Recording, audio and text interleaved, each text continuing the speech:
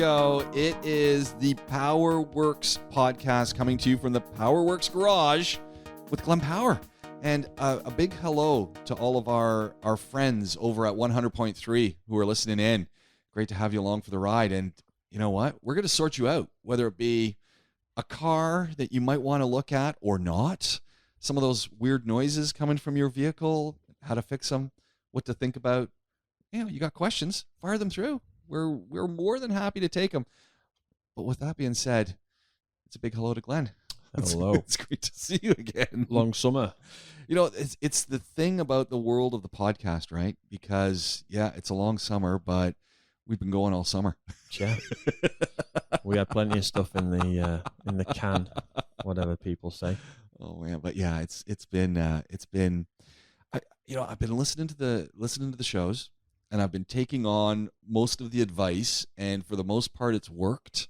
So I've been pretty happy. Well, I've been struggling to sleep, so I've been listening to our show. Put it on while my phone's on charge next to my pillow and out like a light. There you go. And now it's like Pavlovian conditioning now. I hear the intro and I'm out. I was struggling. I was Red Bull, chai, blue stuff, just to keep me awake. So this is like a dual purpose. You got the PowerWorks podcast to help you understand your car, and you got the PowerWorks podcast to help with insomnia, which is why we play it on the air at 2:00.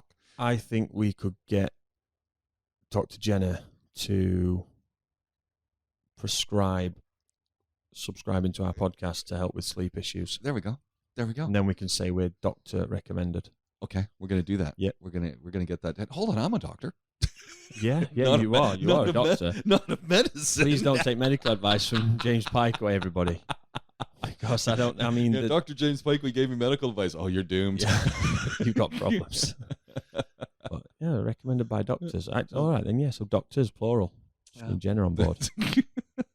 There we go. Hey, I had a great summer, and a great summer of car rentals. Not that they were all great, but I had a really nice collection of car rentals, and not necessarily the newest vehicles. We were back with Turo. Yep. And if you've missed that podcast, Turo.com, Turo.com, works great in North America. Not depending on where you are in other countries will depend on the availability. And essentially, it's Airbnb for cars. And it's insured, and you've got a wonderful selection of vehicles from, real, what I would call the old winter beater. So the cheapest thing on the road that, it's someone's got sitting in a driveway and they want to get people using it, to, your top of the line Ferraris and Lamborghinis. So there's everything out there and then everything in between. So we had a good summer of rentals, and it was interesting both in the four vehicles that we rented and in some of the things that owners had vehicles equipped with. So I found it very interesting. I thought we'd start by going through some of these cars and get your thoughts on it too, and see if you've ever driven them. Well, the first one we had was the Volkswagen GTI Wolfsburg edition, which was a lovely car. It was just a love. Unfortunately, it was automatic transmission, but that being said, it was a fun drive. It was just an absolutely fun drive. How long do you have that for? We had it for 10 days. That's a good time. Yeah. Do you many miles in it? We were working in kilometers, but we probably did about 2,000 kilometers. That's pretty good, yeah. And some of that through, we actually made the choice because it was a fun drive, nice stiff suspension. It was peppy. We made the choice to take some of the more back road areas so that we could, get it around corners. Yeah, get on corners, have some fun. Yeah. I did have a complaint though, and I do have a complaint for the Volkswagen dudes, is it was very well insulated, so you didn't get to hear the car much. I didn't really get to hear the motor. I wanted to hear some of that acceleration. I wanted to hear the exhaust. What year was that one?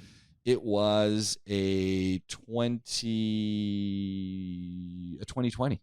Oh, okay, so the generation before the 6 and the 5 used to have a pipe come off the intake. We haven't got one in today, else I would have showed you. But But the air intake, there was a little branch off of it that went inside the car into the A-pillar next to where the driver's... sorry, on the passenger side, and driver's side in the UK. On the passenger side, and you would get intake induction noise into the car, basically. Nice. So they did sound, but... Yeah. Unnecessary use of plastic. Yeah, unnecessary. I mean, what a complaint, right? That I didn't get to hear my car accelerate enough, but it was a fun drive. Yeah, and everything worked.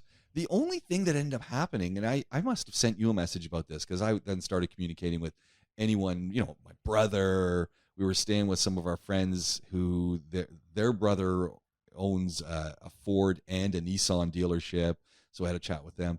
The only thing that happened was right after we picked up the car, I hadn't driven it for a day because we were in an Airbnb, and then finally we're on the road, and we're maybe 20 kilometers in, and engine light comes on. Oh. And it's like, oh, man. And turns out the engine light was coming on because of, it was because of the, something going on with the fuel system. Okay. And it turns out it was because of the gas cap. And probably hadn't turned it enough times, or it hadn't sealed.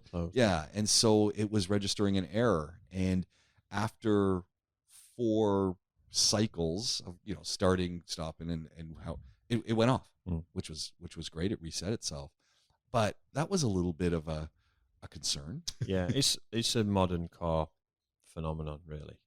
I mean, we all will have had a first car. I remember my first car. I remember my breather pipe from my fuel tank falling off of the clips that were on the side of the tank and dragging down on the floor.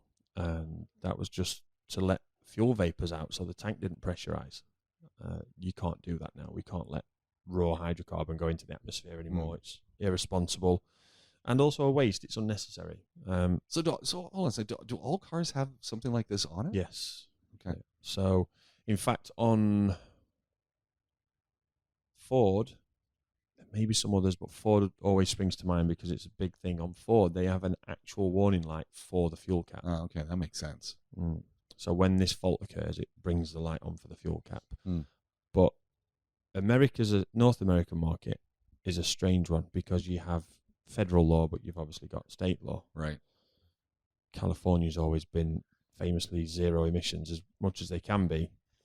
So the fuel systems on California vehicles are different to the fuel systems on a Texas vehicle. Oh, of course they are. Right? It's the same vehicle. Yeah. So John Ellis, who had 2 Jaguars, both of which he bought from America, one of them was a California one and one of them wasn't. I can't remember where the other one came from.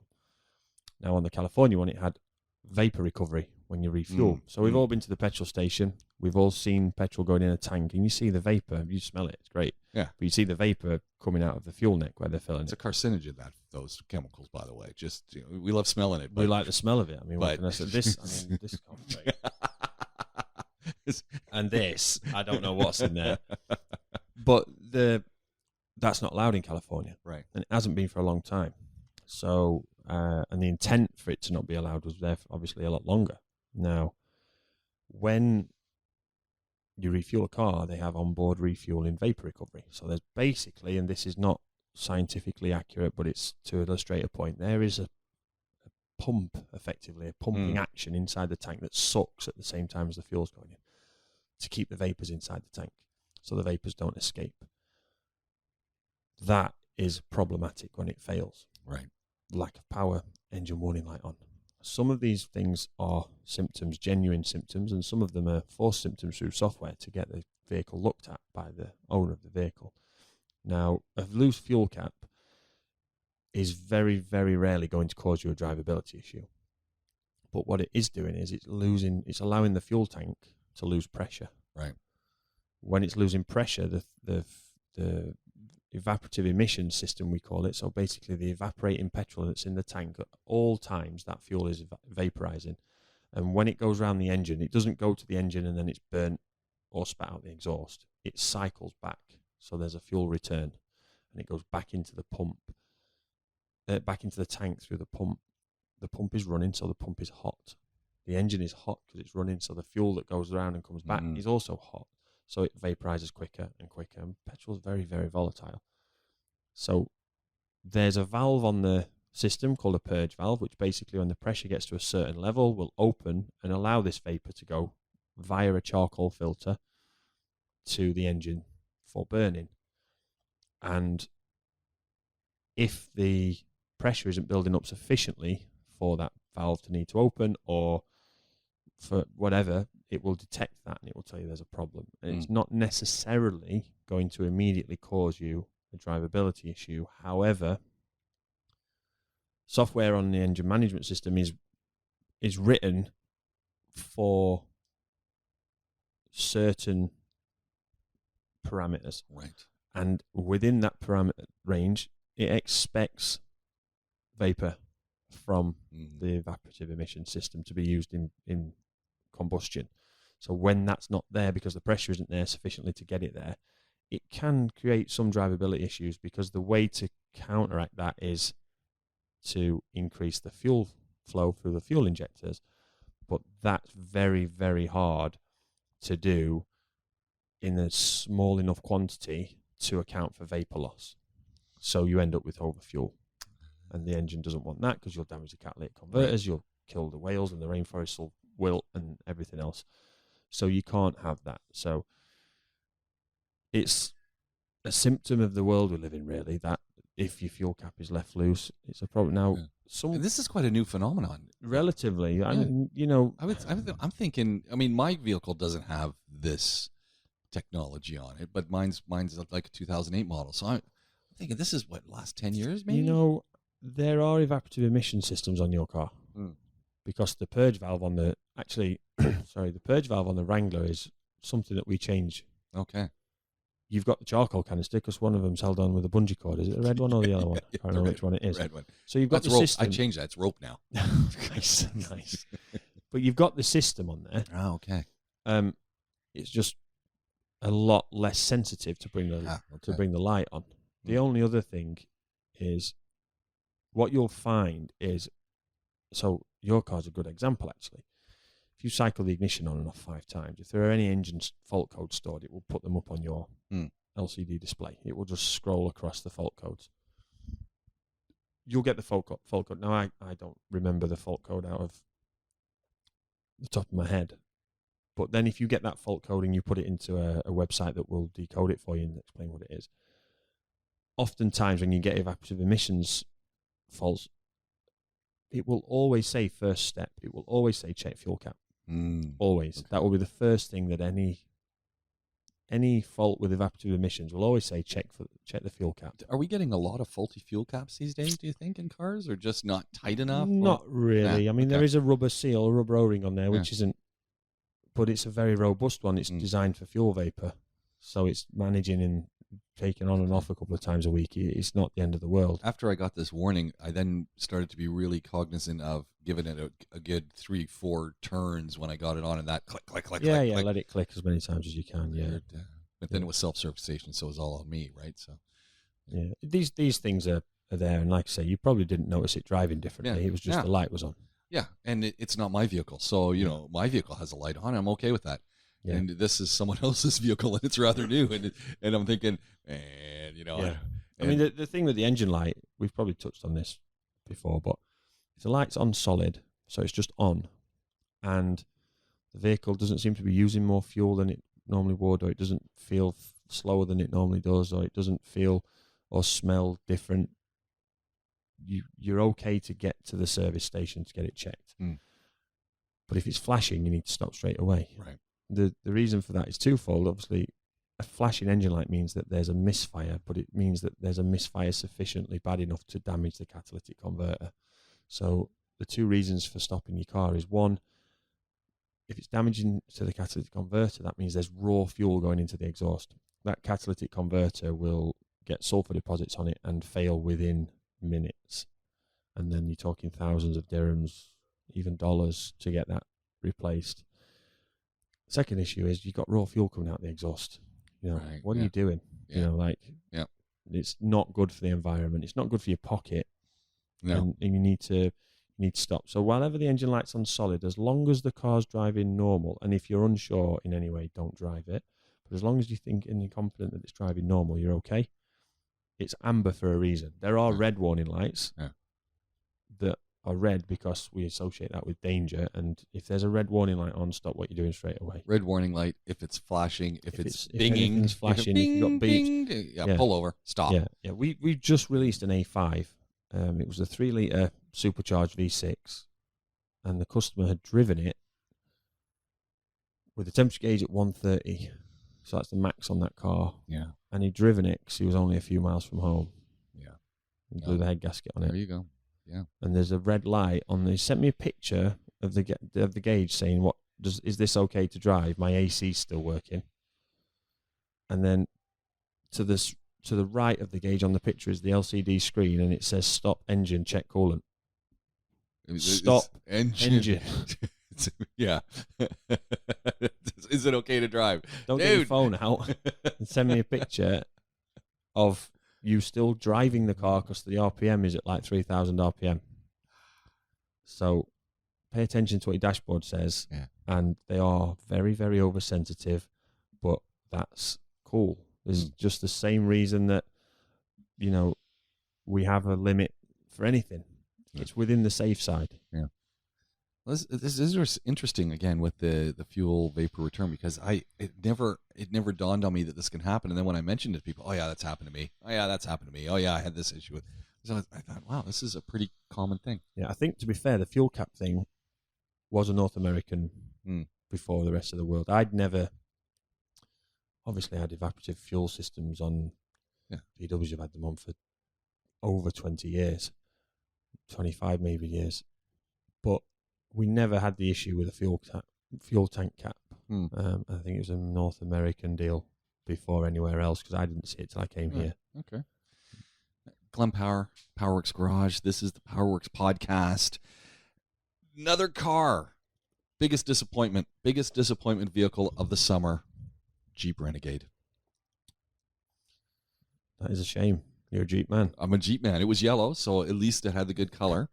And what was wrong with it? Okay, it's probably an okay vehicle, but I drive a Wrangler. Yeah. So I drive a Jeep.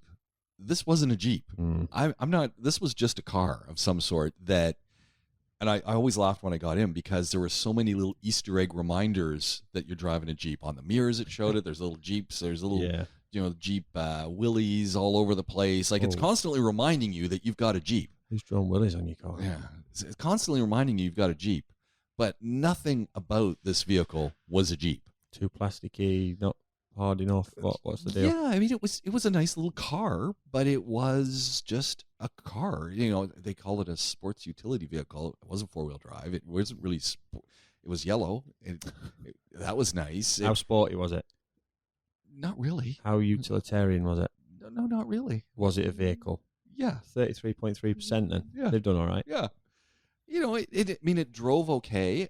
It was the least fuel efficient vehicle I drove all that's summer. not a surprise being a Jeep. Yeah, so at least that was the same as my Wrangler, and which I couldn't figure out how that was working.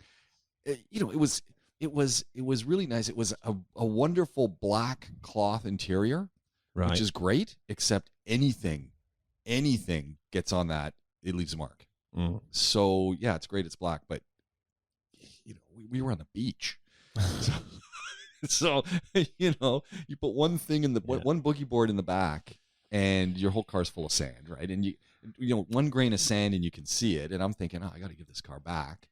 So I'm out there getting it vacuumed. I'm vacuuming it out at roadside vacuum stop, because I'm thinking I got to get some of the sand out of here. It was just little things in it as well, whether it be the cruise control. I mean, it was okay. I'm not so sure, it wasn't very intuitive. Even my old version in my Wrangler was more intuitive than this. So there were just lots of, it worked as a car. It got me from point A to point B. Yeah. It wasn't hard to drive. The back seat could have used a little more space. If you had someone like you sitting in the passenger seat, you'd have to put it back. The person sitting behind you would be crushed. So it was, it looked nice, but I don't know if I'd buy one. And it was funny because my wife reminded me when I was kind of walking around after and giving an assessment. She goes, "Well, that's exactly what you said when you test drove one in Dubai. Same thing. I'm hearing the same review, and now you've just driven it." So it was it was a little bit of a disappointment. Did it feel like entry level? What's Yeah, like you know what? some first car for a... It really did have that feel. So, we drove a lot of. I've got a couple more cars we're going to talk about, but it was kind of plasticky, as one would expect. It had the steering wheel like all other kind of Jeeps, whether you're, that kind of felt the same. But yeah, it was. We had a 2021 Wrangler in a couple of weeks ago, and they put diesel in it. How do you I've got no idea. It's a different size of nozzle. Full tank of diesel in it. Okay. And you know what? It's pretty cool inside. Yeah. The gear lever was like a grenade. Nice. With a big red pin on it for the nice lock. The steering wheel isn't... They're now those little sporty ones. The steering wheel isn't rough and ready enough. Yeah. Like, yeah, the Wrangler's supposed to be smashing over off-road trials, and the steering wheel's like plush in like your a hand. car. It's a car. Yeah. So that kind of is a bit, but to be fair, inside it was pretty cool. Like, not changed much. Right. But it's refined. It's refined. Yeah, pretty nice, but you kind of a little bit like, I suppose it's all subliminal, I guess. Yeah. And we live in the sort of time now where people will buy a Wrangler to never take it off road. They'll buy a Wrangler to say they've got a Wrangler. Yeah. It's just a loyalty to a brand, and I like the look of them sort of thing, rather than I've got a, people would have had. We had an estate in a van car when we were kids because we needed the space for the family to fit in it. We had the car because we needed it for that. And there's people that have pickup trucks because they've got to take livestock to and from market or whatever it might be. Yeah. Like, those days are kind of behind us now. Yeah. People that drive a pickup truck because they've, they weren't blessed with anything between the legs or whatever you want to use as an analogy. But these things are just an extension of a personality more than ever. And I guess manufacturers have picked up on that. Yeah. So it's a shame. But then again, like we've said about other cars before, haven't we? Like, if that's an entry-level car that's designed to get a young first-time driver into the brand, then... Great city car. Like, we were on the highway, we were driving around, but, if you're driving at... So this is in the States, so if you're driving at, 40 miles an hour, 50 miles an hour, this was a great car. I mean, and it had to get up and go. Like, you could get on the highway and get it up to speed. It was fine. It was just unremarkable. And, it had a smallish engine in it. It did the job. I mean, it had great tires. It was fine. Like, nothing from the owners were spectacular, and the arrangement for getting it to us and us getting it to them. I mean, that was all amazing. It's just not a car I would go out and buy. Yeah. And I was glad to have that, being reassured about that by driving it. And definitely I wouldn't get black interior. I just wouldn't do it. It worked with the yellow and black. It looked beautiful. But, if you've got anything on you, it's on the seat. Yeah. And so that was always bugging me because I'm thinking it's not my car. Yeah. So it was a decent enough. So the Golf to the Renegade was a bit of a drop off. Yeah, it was a disappointment. And like I said, space wise, any better than the Golf? What's like practicality? It was probably about the same. We used That's strange. We imagine the Renegade to be it looks square, but I didn't find it held the luggage any differently. We used the split seat, so there was only ever 3 of us in it at a time, so mostly 2. But we would use the split seat if we had a few bigger bags that we were transporting at one point, and that worked okay.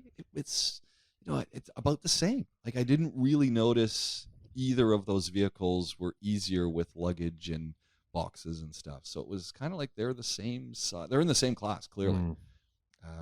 I think the Golf was just everything was just a little bit more refined. Golf's full of plastic too, but it was just a nicer finish on the plastic. The dashboard was just nicer on the Golf. What do these things sell for? Yeah, what year was the Renegade? The Renegade was also I think it was a 2020. So again, they were both pretty new vehicles. Yeah, they were both. And I think that was kind of nice. Kind of nice to be driving newer vehicles because everything's kind of working. Yeah. then that's it's. Wow. What are we looking at? Jeep Renegade. There we go. Price is coming in. 45,000 dirhams. 2020 Golf GTI is a lot more than that. Yeah. Well, and you know what? The Golf just drove a lot differently. I mean, To be fair, 45,000 dirhams is that's not bad. not bad, is it? Yeah.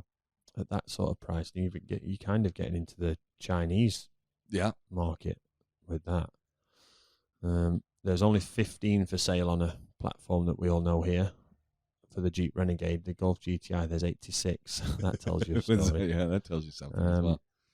Glenn Power is looking at the internet. Well, there's a 2016, 2017. They're like 60K. Okay. So 2020 is going to be... So price point, I mean, that's a whole big difference when we're comparing those two vehicles right there. Potentially, finding the right deal. You have two Renegades for a GTI. But so I think the GTI got better fuel economy than that Renegade did. I would have hoped so. And I was, and that was something that really struck me because, fuel prices are a little high, and for whatever reason, I really noticed the gas gauge on the Renegade. That kind of bugged me as well. What was it? Did you notice the size of the tank? Did you fill it? Yeah, just your regular... Similar sort of size? Yeah. So it was... You would think, I mean, Jeep have been doing this for a long, long time, but Jeep have been doing it with an American mindset of bigger, better, who cares about what the petrol costs? Yeah. We're going to pump some more oil. Europeans don't think that way. Yeah, the fuel efficiency wasn't smaller, blown engines. Yeah, lightweight design, maximum fuel economy. So you would expect the VW to be better than the Jeep on any measure of efficiency, wouldn't you? Yeah, for sure. So I mean, again, it was a nice color. I wish it was a white GTI, classic white. The Jeep was yellow, so color wise had a great tint job too. So that was nice. It was okay. It was a good car, just not my favorite. Anything come after the Jeep to cheer you back up though? Okay. Here's a great one. This is a really interesting vehicle, and this really got me thinking. And it's a vehicle I haven't seen here. Right. And in fact, in North America, whenever I drive up in this vehicle, people go, "What are you driving?" Because they haven't seen one either. So this one was a little bit older, as a few years older. So I don't remember the year. So maybe 2019. 2018, and it was a Ford CMax. Okay, yeah, we get those in the UK. Yeah, and so clearly lots of them in the UK. They are selling them in North America, but not very many of them. And it was a hybrid. So that's so cool. It was a CMax. You went hybrid even after last time in Florida. Yeah, so CMax hybrid, but this hybrid you could actually plug in. Right, plug-in hybrid. So it would do the self-charge. Or you could plug it in if you had a charger. Or plug-in hybrid's the way I think at the minute, isn't it? And it had just a socket plug-in too if you were at a place. But I tried to use that at a couple joints, and the breaker wasn't powerful enough to allow it to work. Interesting you say that it was a hybrid. There's an article here on moneyinc.com that is explaining why the Ford C-Max was discontinued. Ford C-Max was discontinued because of the gas mileage figures. Now, this was an interesting thing because I read all this as well, and I got to say, hybrid. I was, I drove this thing again, a couple thousand kilometers, sorry, probably about 2,800 kilometers we put on that thing, and I was super impressed with the gas mileage. Yeah, with the hybrid, you should be. Yeah, I was. To be fair, this article is only talking about the internal combustion. Yeah. So the way this one worked is it was a weird shaped thing too. It was kind of like this big jelly bean. It was a 5-seater. The interior was okay. I mean, it was comfortable enough. It had your electronic dash. It was an older version of this thing. So all of the gadgetry to tell you how things were working was, a last gen. In my mind, it was kind of last gen and not just, I don't know. Sometimes getting the information off it was just a little weird. And I didn't find it, jumped out at me and made it easy to look at it, or if you're changing screens on things. I think that's a brand wide problem I have with all Fords, to be fair. So I was kind of disappointed in that, but it was comfortable. You were breaking no land speed records with this car, and this was one of the things where I was interested what owners had done with it. Again, another Turo rental. It was great vehicle, and the owner had set a governor on the thing. It wouldn't go above 140.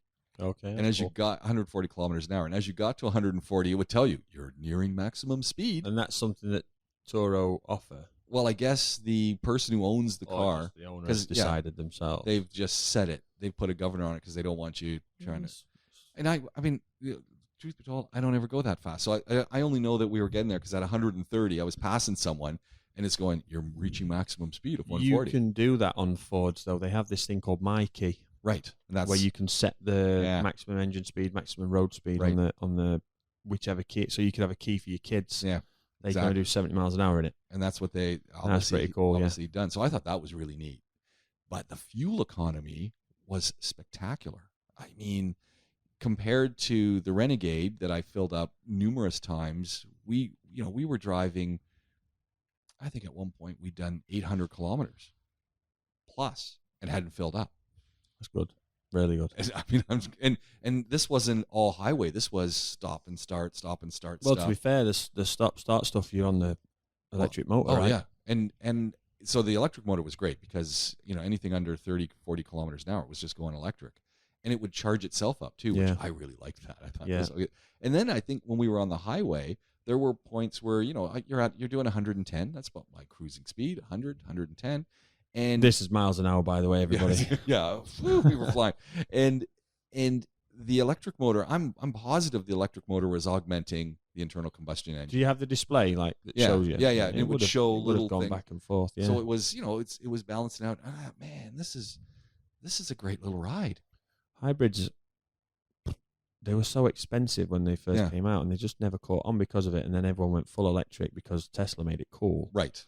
Just the reason I've got no buttons on my phone anymore because Steve Jobs made it cool to have touch screen and no buttons, and Tesla made the electric stuff cool. But hybrids are a good idea. I think it's the way to go. Like after, I've always been a kind of a naysayer. Like the Prius is nice and all that, but do we really need a that's the other thing. The cars that pushed hybrid were rubbish. Yeah, absolutely rubbish. Yeah. So that didn't help either. I would consider given and then you start meeting people who have hybrids, and so we met up with a couple who were retired, and they said, "Well, yeah, our car's hybrid." I said, "Well, how often do you fill up?" She goes, "Well, we basically go from here to the golf course, which is 30 minutes away, and I haven't filled up in 2 months because." And I'm going, "What?" She goes, "No, then we go to the grocery store and whatever, but it's all in the city." It runs off the battery most of the time. Yeah. I plug it in the garage. Night, they plug it in. So that was the nice thing about this is you could plug it in. Now, this was an issue that because never driven, had a long-term electric vehicle. So it's great if you have your home charger. Then you go on a trip. And that's when I found it was dicey with the charging. So in Canada, different provinces had different charging abilities. Right. So you have two problems I ran into. First of all, you get to a charging station that doesn't have the charging connector that the car had. So because then it's not universal. Yeah. Now I thought that don't cars that have plugs, aren't they a universal charger that then you have your own adapter for your car? I didn't have this adapter thing. And I'm looking at the charger thing that was there, and it wouldn't even fit into where I was, so I didn't have that adapter clear. That needs to change, doesn't it? I mean, so petrol and diesel nozzles are universal. I mean, come on, guys. So, and then I was in one place where you had to get a subscription payment thing so you could use the chargers on the street. So they were making a little coin off it. Which I went, that's great, but I don't have a subscription to it. Now I've got to go get the card. It's like, this is now you're prohibiting me from doing it. So this is being too hard as opposed to an app that I can just, So I thought that was crazy. When I was in a couple of places where it was readily accessible, it was excellent. You just rock up. We were staying at a motel one night. They had a bank they had Tesla chargers, they had other chargers, they had a whole bunch of them. You just plugged in, happy days. So it was good.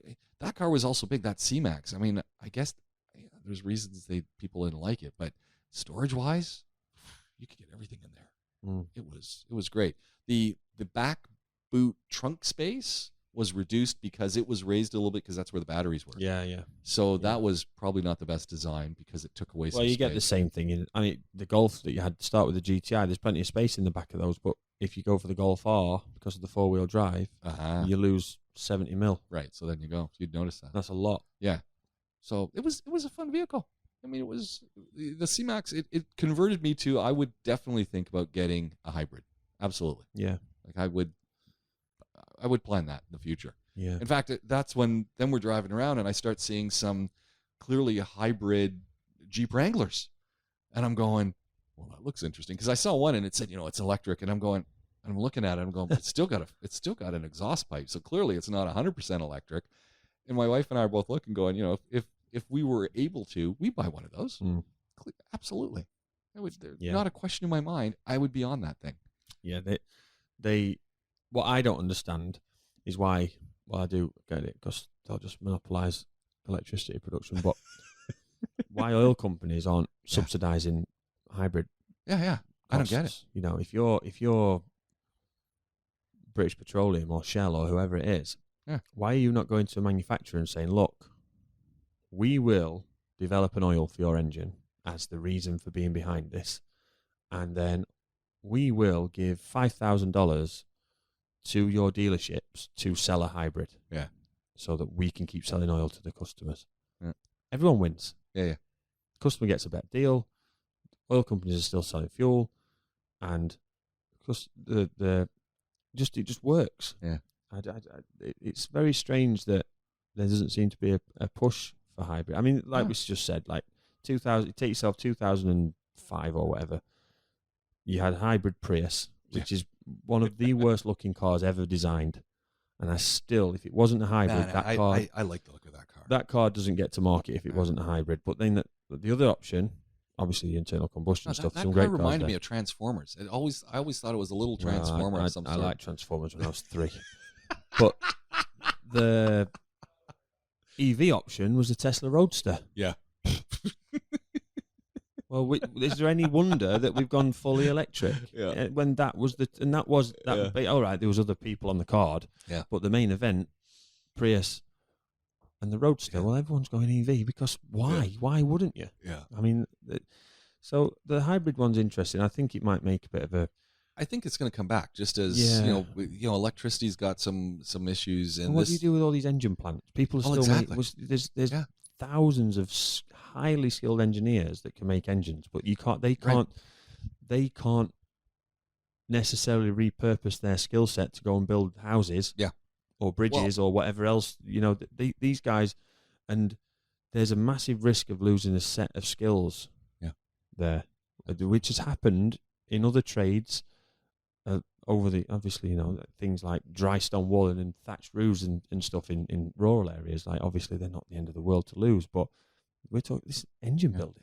So the one of the reasons I think hybrid truly is the way to go is, unless you've got unlimited charging stations and they're everywhere, it's very possible you're going to get on a road, you're going to get out somewhere, and there's going to be nowhere to charge your vehicle. In which case, you need to have the alternative locomotion of your vehicle, the internal combustion, to keep going, or you're pulling over at the side of the road. You had it in Florida, right? With was that a Ford Escape?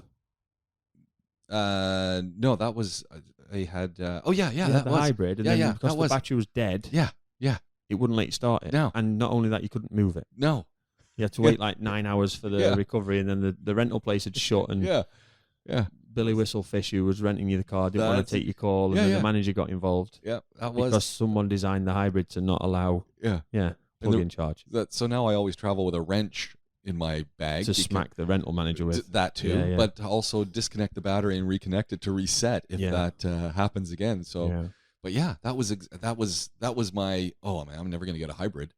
But after this experience, it's like, you know what, I would consider it. Yeah, but I think. Again, the big selling point is you get somewhere where you can't charge, or you don't have 2 hours to sit and wait for it to recharge, or there's a lineup at the chargers because there's not enough.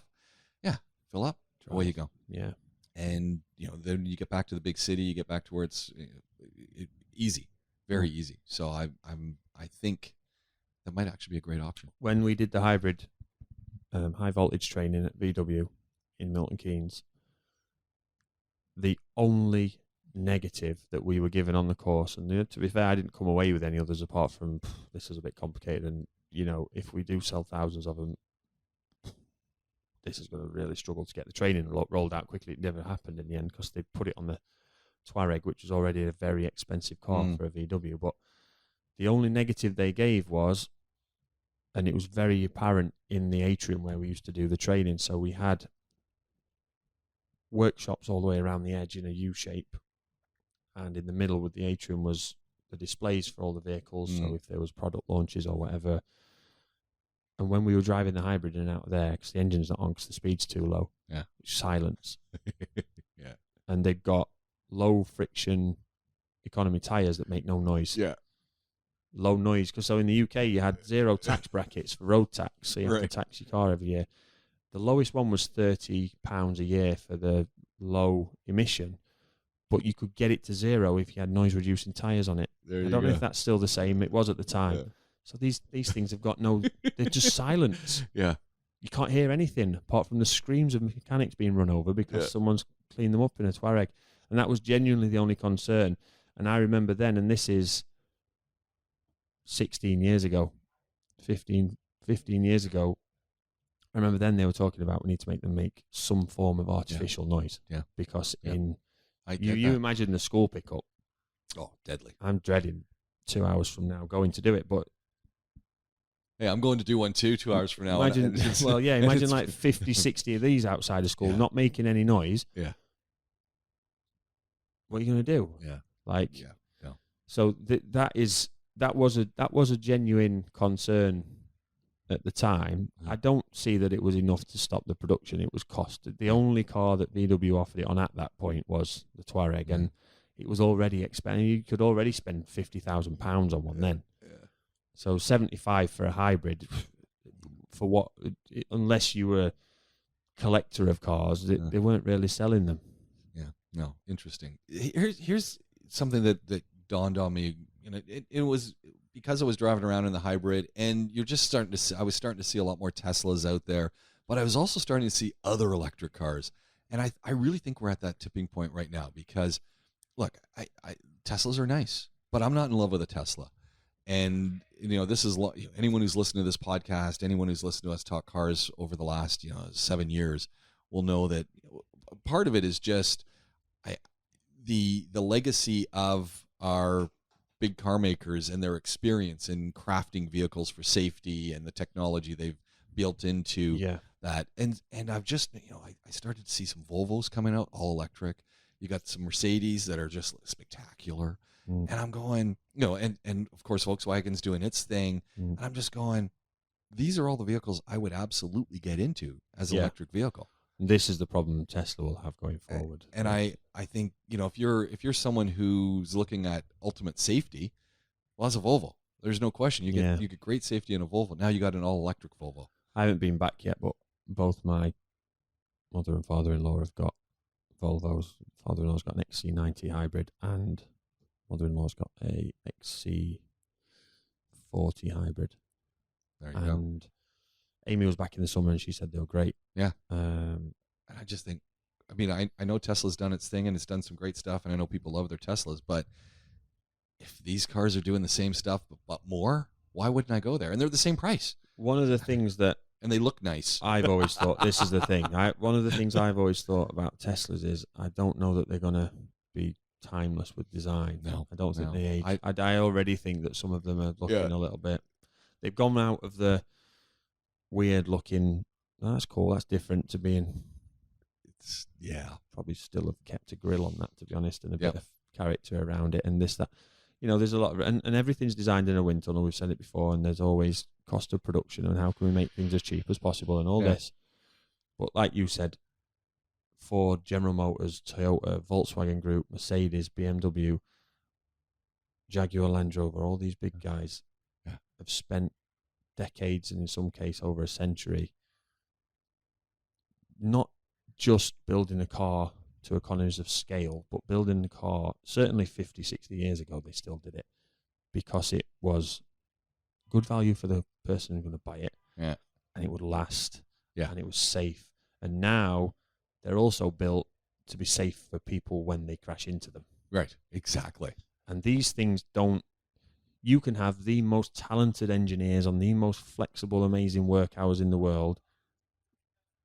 That sort of knowledge comes from tried and tested methods of let's have a go and build one. Yeah. It doesn't come from, well, he's got the best degree ever. He's that no one's ever seen anyone as smart as him in any university in the world. We'll hire him and put him on flexi time and see what he can come up with on his Friday golden hour or whatever it might be. It doesn't work like that. There's a lot to be said, and it's not the Luddite in me, but I think there has to be some continuation, certainly for a period of, even if it's just weaning, but there has to be a this rush to, and a lot of it's competitive nature. What's Elon Musk think he's doing? We're VW. Well, we're going to sell twice as many cars as you in 2 years' time, and they will. Yeah. But there has to be a sustainable way of doing it for the skills and everyone else that's employed in the motor trade right now.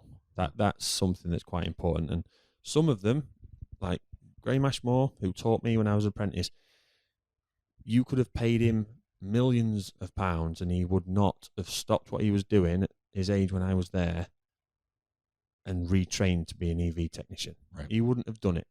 He would not. He would have taken redundancy or left there and then. He just wouldn't. And some people will be like that. Yeah. And that's, sorry, no problem. People have to be like that. Yeah. But people need to be retrained. We need to keep the lessons that we've learned over hundreds of years, like I say, in some cases, of producing vehicles for passengers, and make it pay dividends for the electric vehicle production, because for some reason people think that electric vehicles have to self-drive. Yeah.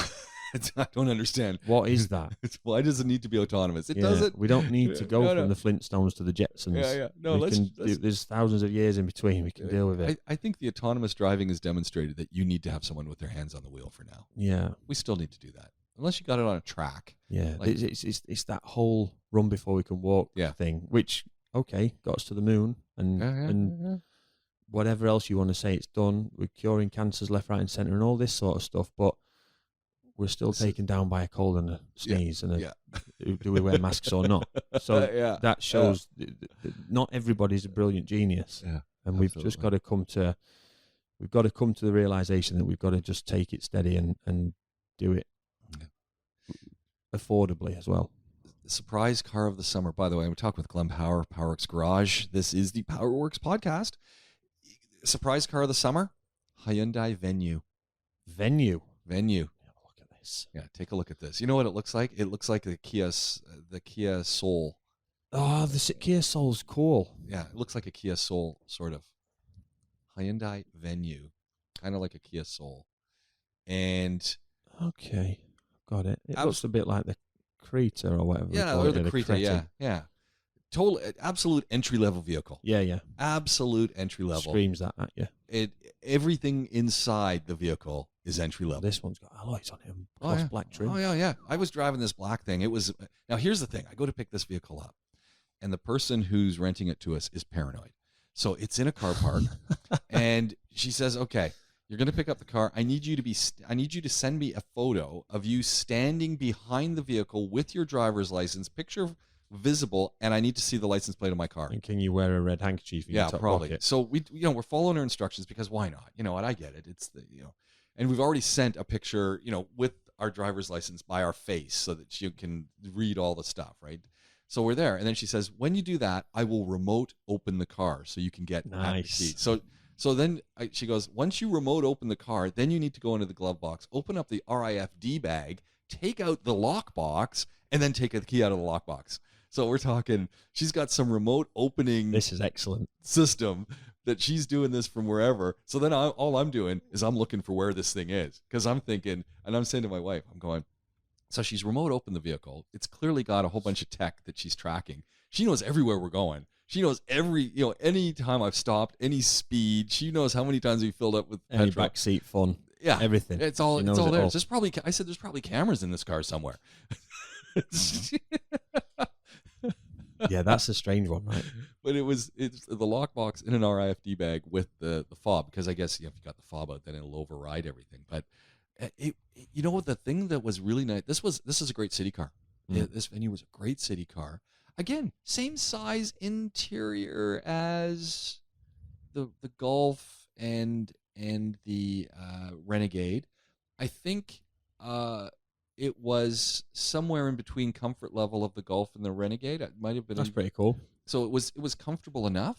Back seat, not so much. What were the actual seats like if you sat on them for a long time? Yeah, they after 3 hours, You get to the frame. Yeah, after 3 hours. I mean, you could do a 3-hour drive easy. Yeah. I mean, I did 5-hour drive in it, so you weren't dying. You get out and have a washroom break and then get back in. It was good. I mean, it wasn't like I got to stop and get out of this car. No, you could keep doing it. So I was really happy with the comfort of those seats because I thought, oh, this is gonna be terrible.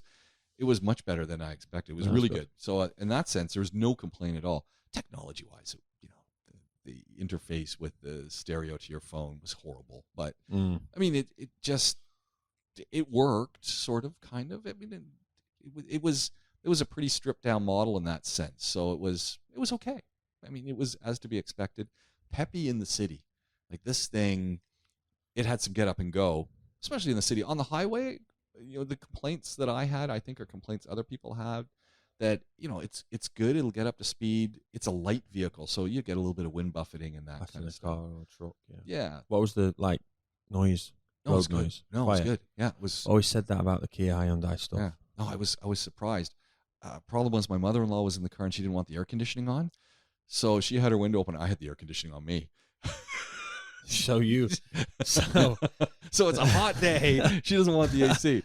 It's like, get in the back. Yeah, you can open up your window, but I'm now angling all the air conditioning at me with the window open. So it was it was good. It was a great little drive, and it was a fun drive. Lots of room in it. It looked good. It was a really nice looking car. So I was happy about that. And then that's the vehicle when we go all the way back to the start of the show when we were talking about fumes and gas tanks. When you opened up the lid for the gas, where the gas cap is, there was no gas cap. Yeah. It had a sealer that went right on top. We mentioned Fords, they don't have them now. So either. I thought, okay, this is good. They were solving that problem right away. Yeah. And it was more fuel efficient than the Renegade. Like I would say a third more fuel consumption. What engine did the Renegade have? Do you know? I don't remember. I would guess this Hyundai was like a 1.5 or 1.6 or something. Yeah, I think it was a 1.5. It was in the Renegade. Yeah. I don't think the Renegade was much bigger. And it just sucked back the fuel though. It was just an old engine they had lying around. Yeah. Chrysler had like an old engine. I don't know. We were going to give it Land Rover, but even they didn't want it. Oh, we'll take it. Yeah. And that was sort of the illusion, right? Because it's a small thing, and I'm thinking, oh, we're going to get great fuel economy. And then I'm watching the gas gauge go down, and I'm going, well, this is horrible.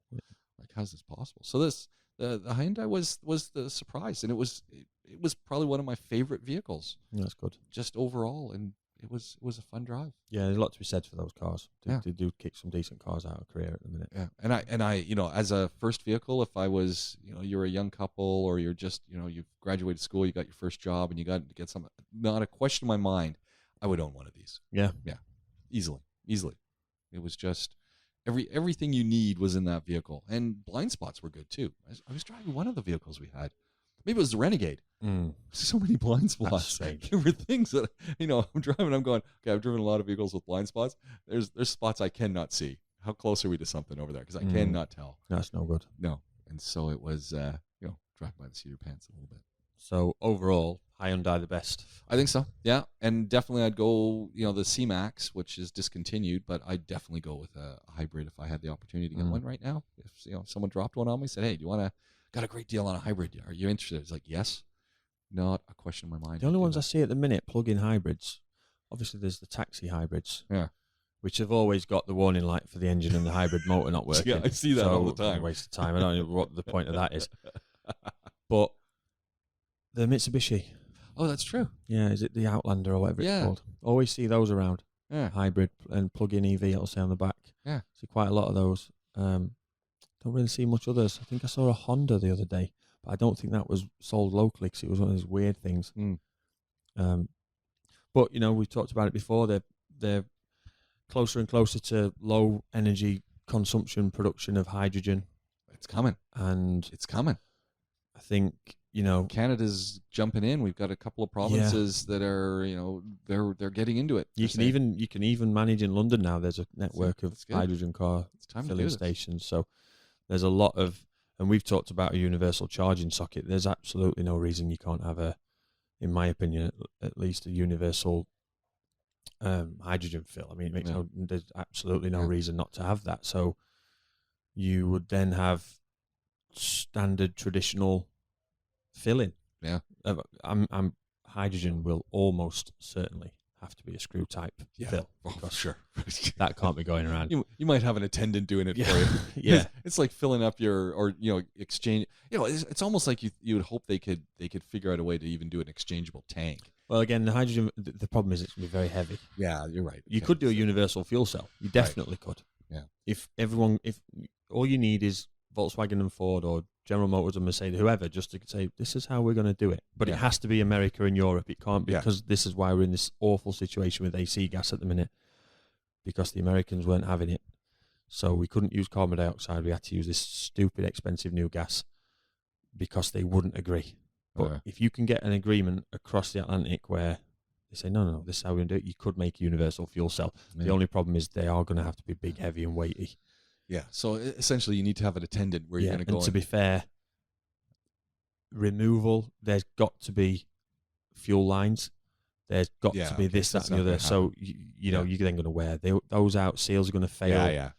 So you just have an attendant. You drive up. Now, she screws it on. He screws it on. There you go. And you're out of there. Yeah. But, I think it's as close as we've ever been. Abu Dhabi was talking hydrogen. They had hydrogen stuff at one point. So I don't know.